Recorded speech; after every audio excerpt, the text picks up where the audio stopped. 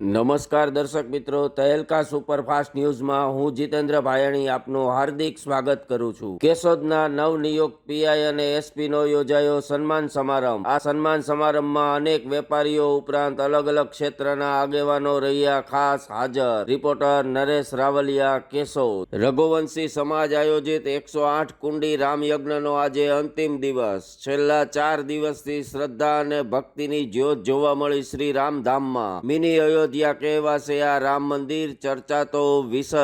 Reporter ઉમંગ quota. તરફ વાળીનાથ મહાદેવ મંદિરે પ્રાણ પ્રતિષ્ઠા પ્રસંગે અતિરુદ્ર યજ્ઞનો થયો પ્રારંભ। 5 દિવસમાં 51 લાખથી વધુ અપાશે આહુતિ। શિવ ભક્તોમાં પ્રાણ પ્રતિષ્ઠાને લઈને જોવા મળ્યો અનેરો ઉત્સાહ। રિપોર્ટર ઉમંગ કોટા। સુરેન્દ્રનગર પાસે લગ્નમાંથી પરત ફરતા પરિવારને નડ્યો અકસ્માત। કારનું ટાયર ફાટતા 4 લોકોના મોત। ટાયર ફાટતા ગાડી પરનો કાબુ ગુમાવતો ડ્રાઈવર। રિપોર્ટર ઉમંગ કોટા। બુટલેગરે દારૂ છુપાવવા અજમાવ્યો નવતર પ્રયોગ। પમ્પિંગ કરતા જ ઊંચી થઈ ગઈ ટાઇલ્સ અને નીકળ્યું દારૂનું ગોડાઉન। આવું ગોડાઉન જોઈ સૌ કોઈ થયા આશ્ચર્યચકિત। રિપોર્ટર ઉમંગ કોટા। લોકલાડીલા પીએમ મોદીજીએ ફરી આપી ગેરંટી, કહ્યું અમારું વચન વિકસિત ભારત। મોદીજીની વિકાસની આ દોડને સો સલામ। મોદીજીની આ વિકાસ યાત્રાને દેશો દેશથી મળી રહ્યો છે પ્રતિસાદ। રિપોર્ટર ઉમંગ કોટા। ભારતના રાષ્ટ્રપતિ દ્રૌપદી મુર્મુએ ઓડિશાના એક નાનકડા ગામમાં વિતાવેલ બાળપણની યાદો કરી તાજી। અથાગ પ્રયત્નો બાદ આજે રાષ્ટ્રપતિના હોદ્દા સુધી પહોંચવાની સફર વિશે બોલ્યા રાષ્ટ્રપતિ।